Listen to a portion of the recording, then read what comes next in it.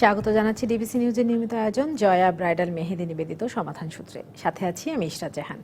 এই অনুষ্ঠানে আমরা সপ্তাহে 5 দিন নারীদের নানা সমস্যা এবং তার সমাধান নিয়ে আলোচনা করে থাকি।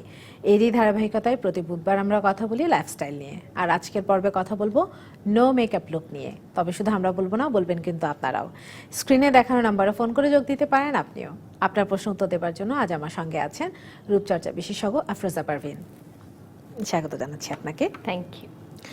মেকআপ মানেই একটা জমকালো লুক হবে, এই ধারণা থেকে অনেকে বের হয়ে আসতে চাচ্ছে যে মেকআপ করবে কিন্তু সেটা যেন বোঝা না যায়, সুন্দর লাগবে, ভালো লাগবে দেখতে।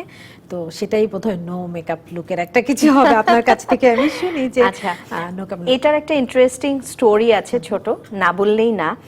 বাংলাদেশে যখন এই মেকআপ ইন্ডাস্ট্রি মানে গ্রো হচ্ছে, কেন আফরোজা পারভিন এখানে আসতে হবে, কেন আমার একটা রেড ইনোগ্রেট করব আমি, তো আমি কাজ করতাম ফ্রিল্যান্সার মেকআপ আর্টিস্ট হিসেবে, এবং আমার সব থেকে পছন্দের কাজটাই ছিল যে মেকআপটা করব, দেখা যাবে না এবং খুব ইন্টারেস্টিং হবে।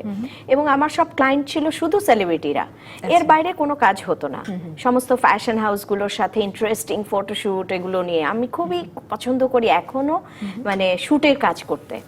তো এতে যেটা হলো, ওই সময় যখন আমি রেড ওপেন করলাম, তখন আমি যখন ওপেন হচ্ছে তখন সবাই আমাকে জিজ্ঞেস করছিল মানে কোন প্রোডাক্টটা তোমার সব থেকে attractive. Then I said makeup. এবং আমি তখন অনেকেই বাংলাদেশে নো মেকআপ লুক নিয়ে তার আগে থেকেও কাজ করেছেন, অনেক সিনিয়র আর্টিস্ট যারা দেশে বাইরে চলে গেছেন নেই, হ্যাঁ সেই মানুষগুলো নেই, আর দু একজন আছেন, আমরা একই সাথে কাজ করেছি। বাট আজকে আমি ওই সময় 2009-এ রেড ওপেন করি, মানে শুধুমাত্র এই চ্যালেঞ্জ নিয়ে যে রেড থেকে কেউ অনেক মেকআপ সেজে যাবে না, এবং যাই সাজবে তার নিজের পার্সোনালিটি, তার লুক থাকবে এবং তার স্কিন টোন থাকবে। মেকআপ নেওয়ার পর চেহারা অন্তত চেঞ্জ হবে, চেহারা বদলাবে না, চোখ বদলাবে না, মানে হ্যাঁ যেটা খুঁত আছে সেটা ঢেকে যাবে, বাট সে যে মানুষটা তার আইডেন্টিফিকেশন নষ্ট হবে না। ওইটা ছিল আমার প্রথম ইন্ট্রোডিউস করা। সো একমাত্র প্রতিষ্ঠান এই ইন্ডাস্ট্রিতে যে নো মেকআপ লুক নিয়ে কাজ করেছে, এবং আজ অব্দি আমি বলবো যদি আমাকে 10টা মানুষ চেনে আমার কাজের জন্য, তাহলে শুধুমাত্র আমার এই চিন্তা ভাবনার জায়গা থেকে যে আমি 2009-এ শুরু করেছি নো মেকআপ লুক, সেটা নিয়ে আজ অব্দি যদি কেউ নিজেকে, যে কোনোদিন মেকআপ করেনি, এরকম মানুষ তো বিয়ে করে তাই না, এবং বিয়েতে তাকে সাজতেই হয়, তো সেই সব মানুষ আমার কাছে আছে সাজার জন্য। So I am very lucky. শুধু দেশে না, বিদেশ থেকে বিভিন্ন ক্যারিয়ার আছে মেয়েদের, যেমন আর্মি, পুলিশ, ওরা কিন্তু সাজে না, ওরা সাজটা ক্যারিও করতে কষ্ট হয়, মেয়েরা কাজ করছে ওই সব সেক্টরে, হ্যাঁ যেখানে একটা ছেলের সাথে কাঁধ মিলিয়ে তাকে কাজ করতে হয়, সেই সব ব্রাইডরা আমার কাছে আসে, কারণ ওদের হচ্ছে যে ওর নিজের বিউটিও থাকবে, আবার ওকে সুন্দরও লাগবে, আবার ওর মেকআপও দেখা যাবে না, সো ওটা ক্যারি করতে অসুবিধা হওয়া চাই না। সো এরকম জায়গা থেকেই আসলে আমার ক্যারিয়ারটা শুরু। তো যখন আমাকে বলা হচ্ছিল যে আমরা নো মেকআপ লুক নিয়ে কথা বলবো, তো আমার মজা লাগলো, ওকে ফাইন, আমার সাবজেক্টটাতেই চলে আসলো বিষয়টা। আচ্ছা, নো মেকআপ লুকের বিশেষত্বটা জানতে চাই। বিশেষত্ব হচ্ছে একটা মানুষ, প্রতিটা মানুষ আমরা সুন্দর, যে কারণে আমরা প্রত্যেকে মিররে নিজেকে দেখতে পছন্দ করি। আমার চোখে আরেকজন অসুন্দর হতে পারে, কিন্তু মিররের সামনে আমরা প্রত্যেকে নিজের কাছে সুন্দর। তাহলে ওখানেই যখন আমাদের ছোট ছোট যেই খুঁতগুলো থাকে, যেটা বললাম যে সেটাকে অফ করা, এবং ওটাকে অফ করে ওইটাকে ধরে তার সৌন্দর্যকে বের করে নিয়ে আসা, এটাই আসলে মূল বিশেষত্ব, যে আমি ঠিক থাকবো, আমার সৌন্দর্য ঠিক থাকবে, বাট মেকআপ থাকবে, দেখা যাবে না, এবং মানুষ বলবে মেয়েটা এমনিতেই সুন্দর। আচ্ছা, এখানে তো খুব অল্প মেকআপ নেওয়া হয়, কিন্তু তারপরেও খুব গুছানো এবং পরিচ্ছন্ন মেকআপ মানে মনে হয় দেখতে, সেটা কিভাবে সম্ভব হয়? আসলে কি অল্প মেকআপ নেওয়া হয়? মেকআপ ঠিকই নেওয়া হয়, প্রতিটা মেকআপ নেওয়া হয়। লাইক আমি যদি বলি, একদম বেস থেকে শুরু করে পুরো বেস করতে হয়, কিন্তু সেটা করতে হয় স্কিনের সাথে মিলিয়ে। চোখে মাস্কারা দিতে হয়, চোখে আমি হতে পারে কাজল, লাইনার নাই দিলাম, কিন্তু আমি শ্যাডো ঠিকই দিব, বাট শ্যাডো দিব দেখা যাবে না। আমি আইব্রোজটা হতে পারে শার্প করব, কিন্তু আইব্রোজটা দেখা যাবে না যে আইব্রোজটা আঁকা হয়েছে। আমি লিপস্টিক ঠিকই পরবো, কিন্তু দেখা যাবে না যে লিপস্টিক পরা হয়েছে। আফরোজা পারভিন, আমাদের সাথে একজন দর্শক আছেন। শিওর দর্শক, আপনার নাম বলে প্রশ্ন করতে পারেন। হ্যালো, আসসালামু আলাইকুম, আমি মিরপুর থেকে বলছি, রিনা। জি বলুন। আমার বয়স 52। আমার ঘুমটা কম হইলে ডার্ক সার্কেলটা একদম বেশি পড়ে, মানে ঘুম কম হইলেই যেদিন ঘুমটা হয় নাই সেদিন ডার্ক সার্কেলটা বেশি পড়ে। তো বাইরে কোথাও গেলে দেখা যায় ডার্ক সার্কেলটাকে কি করে আমি এটাকে মানে মেনটেন করব আসলে বুঝতে পারি। অনেক সময় ফ্রিজে শশা কুচি করে রেখে দিলে এটা কাজ হয়, কিন্তু অনেক সময় হঠাৎ করে যখন আমি বাইরে যাব তখন আমি ওই মুহূর্তে আমি কি করব, এটা সলিউশনের জন্য একটু হেল্প চাচ্ছি। ডার্ক সার্কেল সমস্যা। ওকে, আমাদের ডার্ক সার্কেলের প্রবলেম যখন হয় তখন মেইন যেটা হয় যে ওই যে বললো ঘুম না হলে স্ট্রেস পেলেই, কারণ আমাদের চোখের নিচের যে স্কিনটা আছে সেটা আমাদের গালের স্কিনের থেকে একদম অর্ধেক পাতলা। ইটস লাইক এটা যদি 5 মিলিমিটার 5.123 এক একজনের স্কিন এক এক ধরনের মিলিমিটার হলে চোখেরটা থাকে 2.3, সো এটা অনেকই কম থাকে। তো এই কারণে এটা এত বেশি সংবেদনশীল যে একটু স্ট্রেস পড়লে এটা মানে কুচকে যায়, এটা কালো হয়ে যায়, এটা ডিপ হয়ে যায়, অনেকগুলো সমস্যা। তো এখানে যখনই আমরা বাইরে যেতে যাই আর কি করি, আমরা আমাদের স্কিন টোন ওয়াইজ ওই কম্প্যাক্ট পাউডার বা কিছু একটা ব্যবহার করি, তো সেটা কিন্তু তখন এখানে গেলে সাদা দেখা যায়, কালোটা ভেসে ওঠে। এমনিতে যতটুকু না আছে ওটা দেওয়ার সাথে সাথে আরো বেশি দেখা যায়।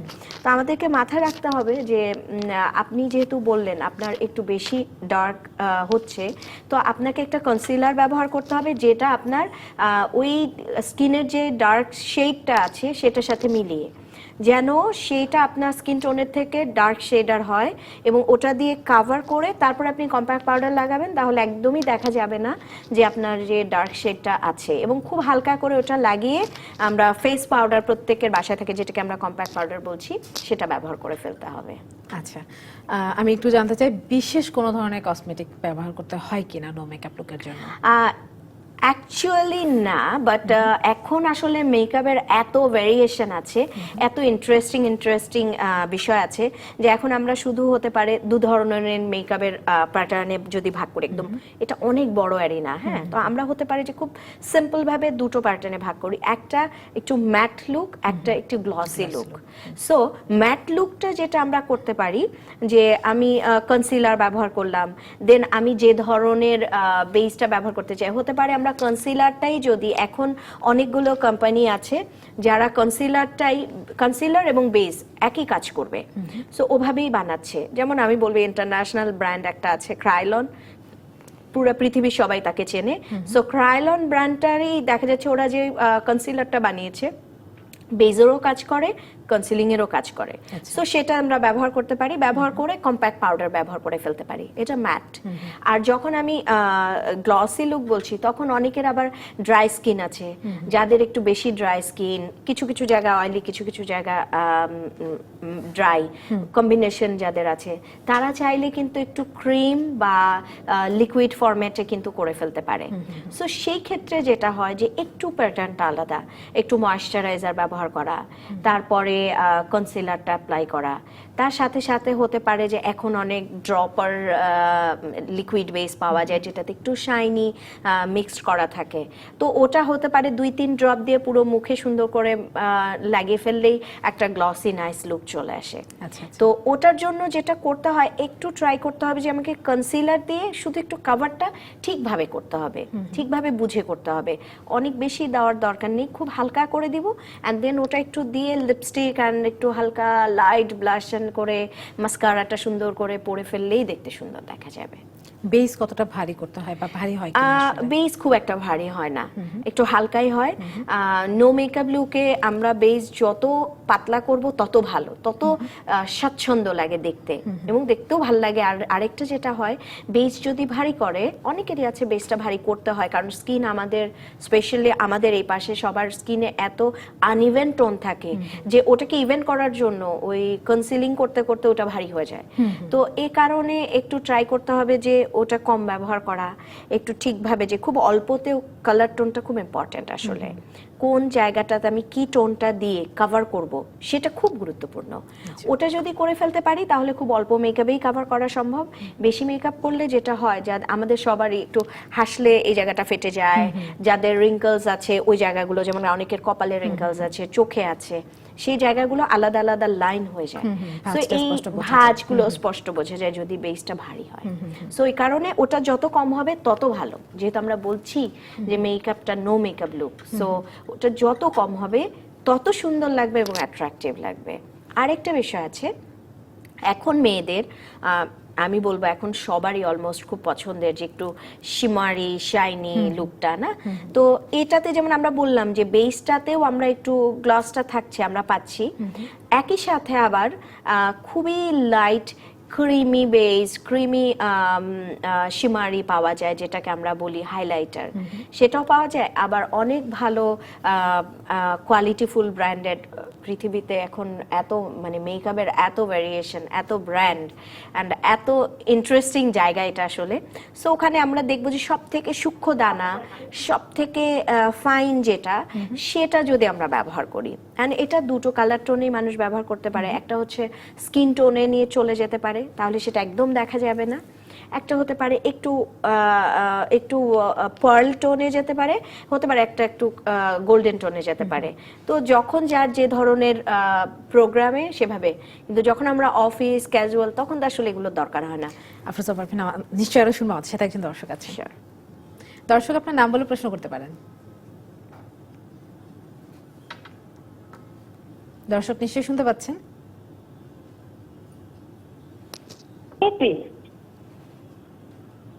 আমার প্রশ্নটা হচ্ছে, আমি নাইটে ক্রিম ইউজ করতাম, ওটা পরে পরে আমার মুখটা হচ্ছে পুড়ে গেছে। এখন মেকআপ করলে আমার মুখটা হচ্ছে কালো হয়ে যায়, আর আমার মুখ মানে এক একটা সময় এক এক রকম দেখা যায়। যার জন্য কোনো কিছু দরকার ছিল। রাতে ক্রিম ব্যবহার করতে আমরা নিশ্চয়ই এই প্রশ্নের উত্তরটা নেব একটা বিরতির পরে। দর্শক, জয়া ব্রাইডাল মেহেদি নিবেদিত সমাধান সূত্রে একটা ছোট বিরতি নিচ্ছি, সঙ্গে থাকুন।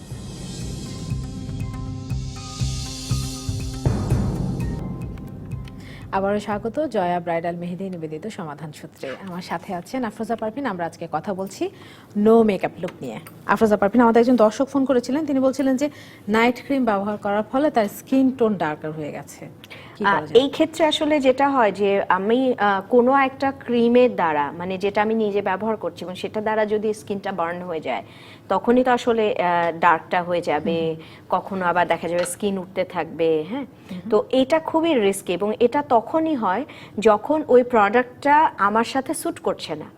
ম্যাটার এটা না দাম কম বেশি, এটা না, ম্যাটার হচ্ছে আমার স্কিনের সাথে ওটা স্যুট করছে না। তাহলে আমাদেরকে কোনো প্রোডাক্ট স্কিনে ব্যবহার করার আগে স্কিনের সাইডে আমরা এখানে বা আমরা একটু পাশে কোনো একটা জায়গায় অল্প একটু ব্যবহার করে দেখতে হবে, এবং এটা দেখার পরে একদিন দুদিন 3 দিন টেস্ট করার পরে যখন দেখবো যে না এটাতে কোনো প্রবলেম হচ্ছে না, দেন আমি ফুল ফেসে করতে পারি ইউজ, তখন কোনো প্রবলেম হবে না। আর যেহেতু এটা হয়ে গেছে, তো এখন আপনাকে যেটা করতে হবে সেটা হচ্ছে ওটাকে তো বন্ধ করতে হবে। আর আপনি বাড়িতে নর্মালি যেটা করেন, একটু টক দইয়ের সাথে একটু হলুদ পাউডার মিশিয়ে একটু প্রতিদিন রেগুলার এটা স্কিনে ব্যবহার করেন, স্কিনে দিয়ে 20 মিনিট পরে ধুয়ে ফেলেন। এটা একটু করে বার্নটা আগে উঠিয়ে ফেলেন, তারপরে যে আপনি আবার অন্য কিছুতে যান। তবে প্লিজ না বুঝে জেনে আপনার স্কিনের সাথে না মিলিয়ে এ ধরনের ক্রিম ব্যবহার করবেন না। এটা আফরোজা পারভিন, যাদের ত্বকে দাগ আছে, বিশেষ করে ব্রণ আছে এবং মেচতার প্রবলেম আছে যাদের, তারা এই নো মেকআপটা কিভাবে আনতে পারবে, এই লুকটা কিভাবে আনতে পারবে? আচ্ছা, যাদের দাগ আছে ডেফিনেটলি তাদেরই ইচ্ছে করবে নো মেকআপ লুক করার জন্য। তো সেই ক্ষেত্রে মাথায় রাখতে হবে, ব্রোন যাদের আছে তারা অবশ্যই করতে পারে, দেখতে খুব সুন্দর লাগবে, কিন্তু তাকে ম্যাট ফরম্যাটে যেতে হবে। আমরা ওই যে দুটো ভাগকে ভাগ করে দিলাম, একদম ম্যাট। সো তখন হবে কি, ব্রোনটা যে ব্রোনের মাথাটা তো উঁচু হয়ে থাকে না, তো ওটা ভেসে থাকবে না, দেখা যাবে না। অ্যান্ড ওই ফেসে কিন্তু শিমার হাইলাইটার ব্যবহার করা উচিত না। আর যে ফেসটাতে দাগ আছে সেটা আসলে যার মেস্তা আছে সে চাইলেই ক্রিমি লুকটা, ক্রিমি আউটপুটের যেটা, সেটা করতেই পারে। সো কোনো ব্যাপার না, ওয়েটি লুকটা করতে পারে। সো ওখানে আমরা ব্যবহার করতে পারছি, আবার ওখানে আমরা শিমারও ব্যবহার করতে পারছি। বেসিক্যালি ওটা তো কভার করে ফেলছে কনসিলার দিয়ে, আর কনসিলার যখন দিচ্ছে তখন তো আসলে ওই দাগটা ঢেকে যাচ্ছে। তবে একটা জিনিস মাথায় রাখতে হবে যে এই ক্ষেত্রে যখন আমরা মেস্তার উপরে কনসিলার দেই, তখন আমাকে মেস্তার রংটা কিন্তু অনেক ডার্ক হয়, আর আমার স্কিনের টোন ডেফিনেটলি ওই লেভেলের ডার্ক হয় না, যে কারণে এটা দেখা যায়। তো আমাদেরকে তখন স্কিনের কালারের কনসিলার ব্যবহার করা যাবে না, আরো ডার্কার কনসিলার দিতে হবে, দিয়ে ওটাকে কভার করতে হবে। তার উপরে যখন আমি বেস যেটাই ব্যবহার করি, বা ইভেন কম্প্যাক্ট পাউডারও যদি আমি লাইটারটা ব্যবহার করি, তাহলে ওটা কভার হয়ে যাবে। সো এইভাবে হিসেব করে আসলে এটা করতে হবে। আচ্ছা, বিবি ক্রিম বা সিসি ক্রিম এগুলো কি ব্যবহার করা যাবে কিনা? হ্যাঁ, অবশ্যই ব্যবহার করা যাবে, তবে মনে রাখতে হবে বিবি ক্রিম সিসি সিসি ক্রিম এটা একদম একটা কম্প্যাক্ট জিনিস, যেটার মধ্যে ময়শ্চারাইজার থাকে, যেখানে সানব্লক থাকে, যেখানে বেস থাকে, হ্যাঁ। সো একটা টোটাল সলিউশন একটা মানে কি বলে ওটাকে, টিউবে। তো টোটাল সলিউশন যখন একটা টিউবে, ওটা কিন্তু সবাইকে স্যুট করে না বা সবার টোনের সাথে মানিয়ে যায় না। এটাতে যেটা হয় যে কাউকে কাউকে খুব সুন্দর লাগে, কাউকে কাউকে আবার এটা ভেসে থাকে। সো এটার জন্য আমার মনে হয় যে যদি স্কিনের সাথে না মেলে তাহলে ব্যবহার না করা ভালো, আর যদি স্কিনের সাথে মেলে তাহলে তো ব্যবহার করতে পারছি। নো মেকআপ লুকের সবচেয়ে বড় অ্যাডভান্টেজ কি? নো মেকআপ লুকের সব থেকে বড় অ্যাডভান্টেজ হচ্ছে ফুল ডে, লম্বা সময়, সকাল থেকে রাত অবধি ফ্রেশ লাগে। কারণ কি, আমরা যখন যখন আমি খুব কালারফুল চোখ সাজাবো, আমার চোখের রংটা হবে খুব কালারফুল, তো এটা না একটা সময় পর আর দেখতে ভাল লাগে না। কিন্তু আমার চোখে কোনো রং নেই, হতে পারে একটা লাইট গ্লো করছে, একটা পিঙ্ক গ্লো করছে, বা একটা স্কিন কালার গ্লো করছে, শুধু মাস্কারা আছে, অ্যান্ড চোখটা সারা দিন একই রকম থাকবে। এটা কিন্তু দেখতে খারাপ লাগবে না, বোর লাগবে না, কি বলে, টায়ার্ড লাগবে না। সো নো মেকআপ লুকের সব থেকে অ্যাডভান্টেজ হচ্ছে ফুল ডে ফ্রেশ লাগা। আফরোজা পারভিন, আমাদের সাথে একজন দর্শক আছেন। দর্শক, আপনার নাম বলে প্রশ্ন করতে পারেন। আমি সাইয়েদা বলছি, উত্তরা থেকে। জি বলুন। একটা কন্ট্যাক্ট করার পরে দেখছি আমি বাসতাম, তো গাড়িতে উঠেছিলাম, তো রোদে আমার মেজটা আমরা না কথা দর্শক, শুনতে পাই। প্রশ্নটা আরেকবার করতে হবে, আমরা বুঝতে পারিনি।